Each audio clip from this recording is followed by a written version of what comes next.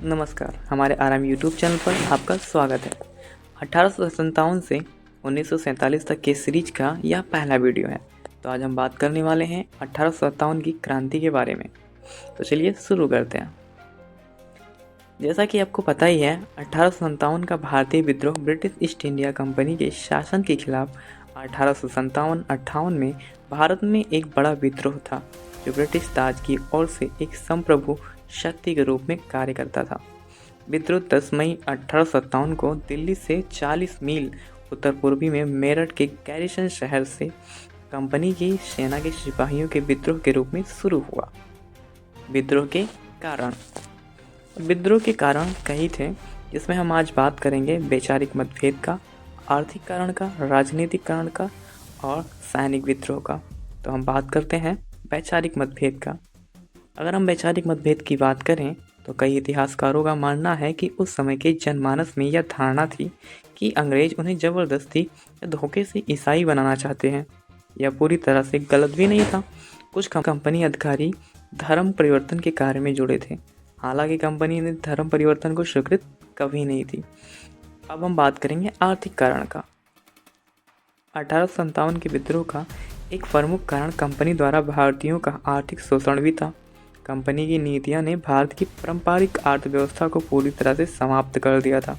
इन नीतियों के कारण बहुत से किसान, कारीगर, श्रमिक और कलाकार कंगाल हो गए थे। राजनीतिक कारण की अगर हम बात करें, सन 1848 और 1858 के बीच लॉर्ड डलहौजी ने ड्राफिन और लैप्स के कानून के अंतर्गत अनेक राज्यों पर अधिकार कर लिया। इस सिद्धांत अनुसार कोई राज्य क्षेत्र या ब्रितानी प्रभाव का क्षेत्र कंपनी के अधीन हो जाएगा यदि क्षेत्र का राजा निसंतान मर जाता या शासक कंपनी की दृष्टि में अयोग्य साबित होता था। अब हम बात करेंगे सैनिक विद्रोह का। अगर हम सैनिक विद्रोह की बात करें तो वहाँ पे सबसे प्रमुख कारण था इनफील्ड बंदूक। विद्रोह का प्रारंभ एक बंदूक की वजह से हुआ। सिपाहियों को पैटर्न 1943 इनफील्ड बंदूक दी गई, जो कि कई दशकों से उपयोग में लाई जा रही ब्राउन बैश के मुकाबले में शक्तिशाली और अचूक थी। नई बंदूक में गोली दागने की आधुनिक प्रणाली प्रिसिशन कैप का प्रयोग किया गया था, परंतु बंदूक में गोली भरने की प्रक्रिया पुरानी थी। नई इनफील्ड बंदूक भरने के लिए कारतूस को दांतों से काटकर खोलना पड़ता था और उसमें भरे हुए बारूद को बंदूक की नली में भरकर कारतूस को डालना पड़ता था। कारतूस का बाहरी आवरण में चर्बी होती थी, जो कि उसे पानी के सीलन से बचाती थी। लोगों का कहना था कि उसमें गाय और सूअर की चर्बी को मिलाकर बनाया जाता था। विद्रोह का प्रारंभ हुआ था मंगल पांडे से। 19 मार्च 1857 को कोलकाता के पास बैरकपुर परेड मैदान में 34वीं वीएनआई के 29 वर्षीय मंगल पांडे ने ईस्ट इंडिया कंपनी की हालिया कार्रवाइयों से नाराज होकर घोषणा की कि वह अपने कमांडरों के खिलाफ विद्रोह करेंगे। पांडे के व्यवहार के बारे में सूचित सर्जेंट मेजर हुइम्स जांच करने गए, तभी पांडे ने उन पर गोली चला दी। हम बात करेंगे 1857 से रिलेटेड लखनऊ के बारे में। मेरठ की घटनाओं के तुरंत बाद अवध राज्य, जिसे आधुनिक उत्तर प्रदेश में अवध भी कहा जाता है, में विद्रोह भड़क उठा, जिसे बमुश्किल 1 साल पहले ही हड़प लिया गया था। लखनऊ निवासी British commissioner sir Henry Lawrence के पास रेजिडेंसी परिसर के अंदर अपनी स्थिति मजबूत करने के लिए पर्याप्त समय था। वफादार सिपाहियों सहित रक्षकों की संख्या लगभग 1700 थी। विद्रोहियों के हमले असफल रहे, इसलिए उन्होंने परिसर में तोपखाने और बंदूक से गोलीबारी शुरू कर दी। झांसी राज्य बुंदेलखंड में मराठा शासित रियासत थी। जब 1853 में झांसी के राजा के बिना किसी जैविक पुरुष उत्तराधिकारी की मृत्यु हो गई, तो इसे चूक के सिद्धांत के तहत भारत के गवर्नर जनरल द्वारा ब्रिटिश राज में मिला लिया गया।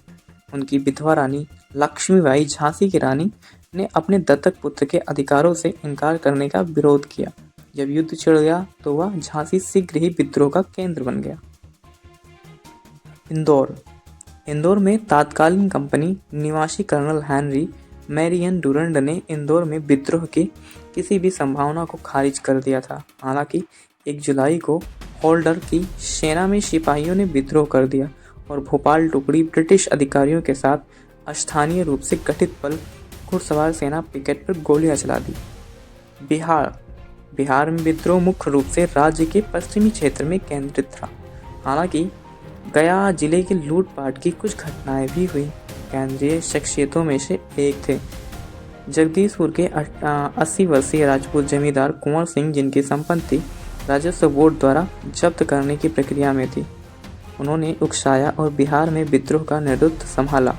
उनके प्रयासों को उनके भाई बाबू कुंवर सिंह और उनके commander in chief Harikrishna Singh ने समर्थन दिया। बंगाल और त्रिपुरा। सितंबर 1857 में सिपाहियों ने चटगांव के खजाने पर कब्जा कर लिया। राजकोष कई दिनों तक विद्रोह के नियंत्रण में रहा। 18 नवंबर को आगे के विद्रोह में 34वीं बंगाल इंफेंट्री रेजिमेंट के दूसरे, तीसरे और चौथी कंपनी के चटगांव जेल पर हमला किया और सभी कैदियों को रिहा कर दिया गया। विद्रोह को अनंत गोरखा रेजिमेंट द्वारा दबा लिया गया। विद्रोह कोलकाता और बंगाल में पूर्व मुगल राजधानी ढाका तक भी फैल गया। अब हम जानेंगे इसका परिणाम क्या हो। 1857 के इस विद्रोह में दोनों पक्षों ने नागरिकों पर अत्याचार किए। अकेले अवध में कुछ अनुमानों के अनुसार युद्ध के दौरान 1,50,000 भारतीयों की मौत हुई, जिसमें से 1 लाख नागरिक थे। ब्रिटिश सेना द्वारा दिल्ली, इलाहाबाद, कानपुर और लखनऊ पर कब्जा करने के बाद आम नरसंहार हुआ। यह वीडियो कैसी लगी आप कमेंट कर बताएं, और अगर अच्छी लगी हो तो इस वीडियो को शेयर करें, लाइक करें और कमेंट करें। Thank you.